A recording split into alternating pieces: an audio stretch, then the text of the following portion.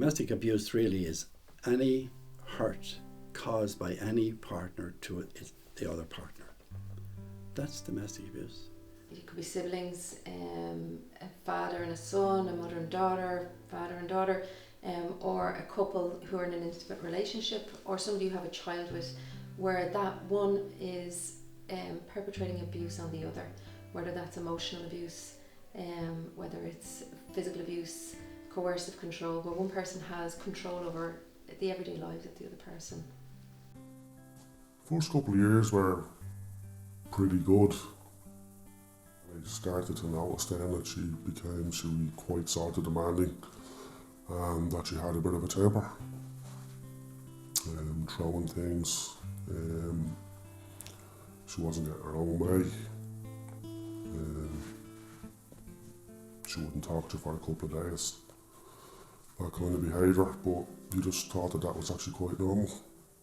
Whatever way you do it, whether it's words, whether it's physical, whether it's ignoring, so you don't have to say anything to hurt somebody.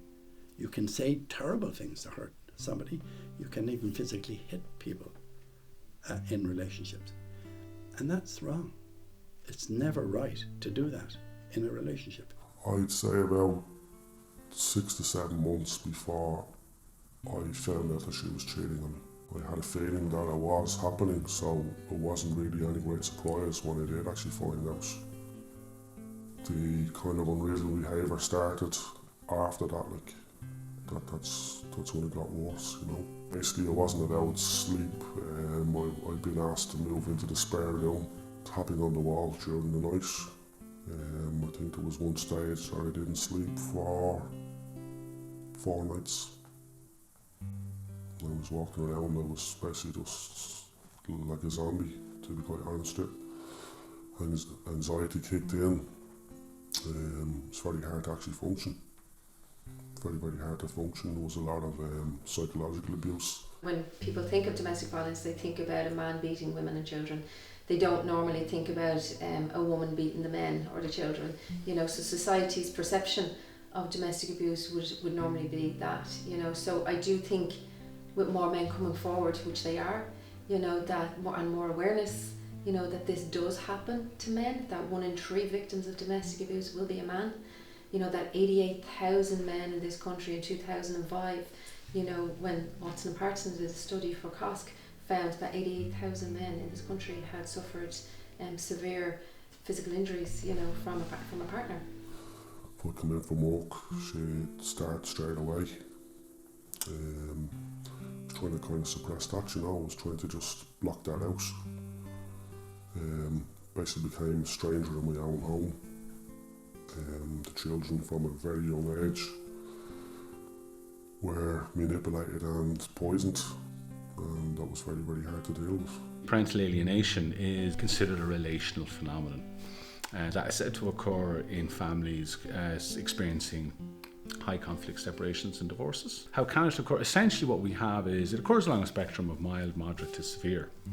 At the mild end of the spectrum we will have one parent, be it a mother or father, who may be unconsciously behaving in a certain way that is encouraging the children into a loyalty conflict or essentially into an alliance with one parent with the express intention of excluding the other parent. When we move on to the middle and the severe end of the spectrum, what we find is one parent is pathologically determined, consciously and pathologically determined to erase one parent from the life of the child. Informed practitioners know very, very well the pervasive psychological, emotional and physical harms that occurs to children, not just now, but across their lifespan because of these dynamics that they're being subjected to. It drove my son to self-harm. I had been deprived of access to my children at that particular time. It's close on 2 years now. I've had no contact with my children at all. I have tried. I would assume that that's the reason why he was self-harming and had suicidal thoughts. My reaction, I had suicidal ideology as well. My study that I conducted recently focused exclusively on the lived experiences of alienated parents here in Ireland. What we found was that the target parent was incredibly psychologically distressed over a sustained and enduring period of time. They were denied and robbed of their identity as a parent. They experienced significant financial losses. They experienced significant harms at the hands of uninformed, perhaps well-meaning and well-intentioned, but ultimately uninformed professionals and practitioners. They described how they were unbelieved, misunderstood, treated like common criminals, how they were subjected to multiple false allegations, brought to Garda stations, arrested and charged, losing their jobs, losing their houses. Suicidal ideation became a significant theme in that study. I attempted suicide, survived, lucky enough, I'm still here. I walked out in a distressed state because I couldn't watch my children suffer anymore. To be honest, I couldn't watch me suffer and I couldn't watch them suffer. Watching them suffering was having a detrimental effect on me. People can look physically strong on the outside, but the mind is very fragile, it's very delicate. There's only so much that you can actually absorb, you know. I walked out in a distressed state, basically with the clothes that I had on my back. It was a very, very tough decision to leave my children, but I'd basically become a stranger in my own home, and I had watched them suffer for it. There is no shelters for men to go to. There is no help, there are no shelters. We basically have one organisation that its office hours Monday to Friday. You don't have any facilities, you don't have anywhere to go now.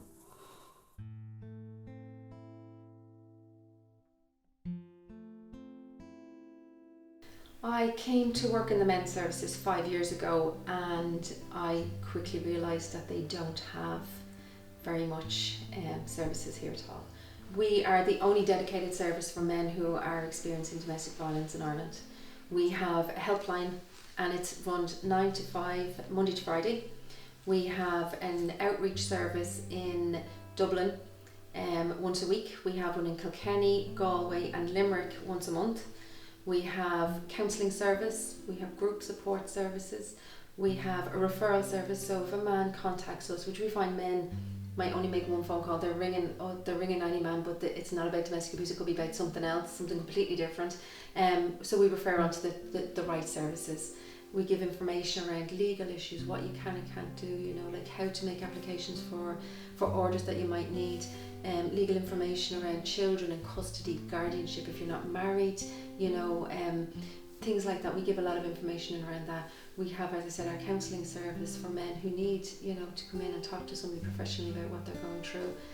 But we are the only service in the country. There are no refuges for men, there are no safe beds for men, and there's nowhere for men to bring their children if they need to flee. So I suppose my experience coming in is watching men, as I'd said, from the refuge. You could see the brave women coming in because they've decided to leave. I've seen men come in here to talk to us, but they can't leave, they have nowhere to go. And they're terrified of leaving their children behind in a dangerous situation. So I suppose the experiences here differ in so much that there's just not enough support and not enough help for men who are experiencing domestic violence. There's very, very little support for men. There's nowhere for the man to go, basically, if he has to leave on the night with his children. There's nowhere for him to turn, there's nowhere for him to go.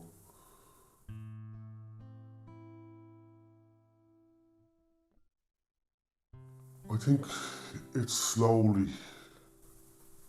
being talked about more, very, very slowly. Men have this stigma that because we're physically bigger and physically stronger than most women, that it's kind of embarrassing to admit. When it comes to domestic abuse around men, they're not good at sharing it with anybody or telling anybody that this is happening. So we're finding it very difficult to get them to actually come out with that. Fortunately, when they do come to counselling, they're likely to, because you can bring it out and help them to, and they don't feel like it's a dangerous place. But they're not going to share that with their friend in the pub, or their guys at school, at work, or at, wherever they might be. They're not going to share it. They can put up with it. They often say, well, I don't want to say anything because I don't want to lose my kids, or I don't want to upset the house, and sure, look, I'll put up with it, and they've done that. They've gone through all of that and said nothing. Remember, most guys grew up with the story that, boys don't cry. They grew up with, sticks or stones, may break my bones, but names will never hurt me. There's a whole rhythm of things that they grew up with, or they saw happening, that sort of made them not have the courage to speak out. Guys don't seem to realise like that it's not all about physical abuse, it's emotional and psychological abuse that scars deeper. By men speaking out, I think that's the only way that we're actually going to get more support, because it could be my son tomorrow that's going through that. It could be my daughter that's going through that as well tomorrow. It could be anybody's children that are going through that, like in the next generation. So I think it is important that the supports are there for both male and females. The helpline is only available from 9 to 5, Monday to Friday. Domestic abuse is 24/7. Nobody should have to suffer from domestic abuse, regardless of gender. So everybody deserves and should have the exact same supports, and men should have support in every county. A man should not have to wake up and wait 4 weeks to see a support worker down in Galway. He should be able to see the support worker that day when he decides to make that decision.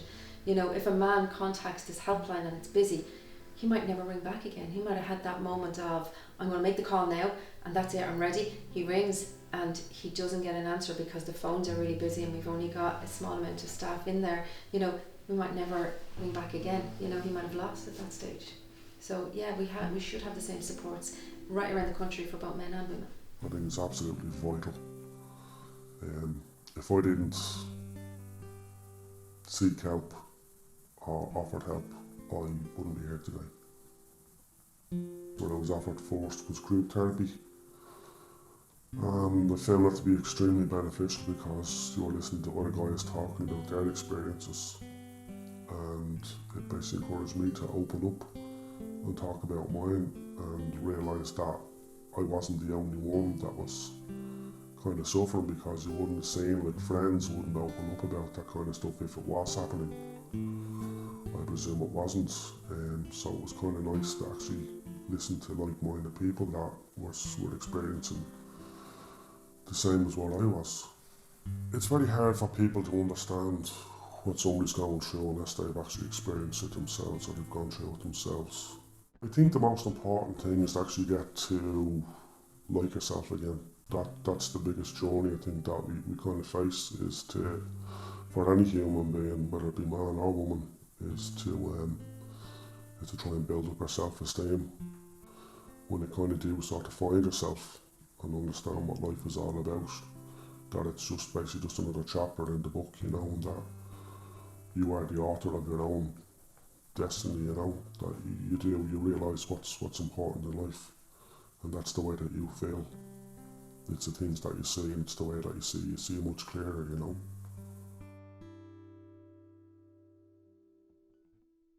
When people ask me, are the courts equipped, I'm often reminded of the incredible workload that's placed on the family law courts. I think that there are plenty of passionate legal practitioners out there who do the best that they can with incredibly limited resources.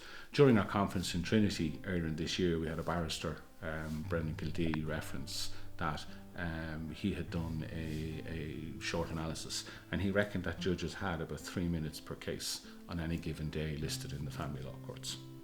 And so straight away there we can see that there are, certainly on an operational day-to-day level, there's supports and resources that need to be brought to bear there. The courts are choked up, to be quite honest with the volume of separation and divorce cases, children, custodial battles, etc. It's a long drawn out process that I think really needs to be reduced. I think when a person wants to abuse the system, they can. I've seen on both sides, and I've seen where, somebody has gone and I suppose used the court to obtain a protection order, to use as another form of, as a weapon, I suppose, to the guy, and say to him, well, look, now you have to do what I do because I've gone and gotten this protection order.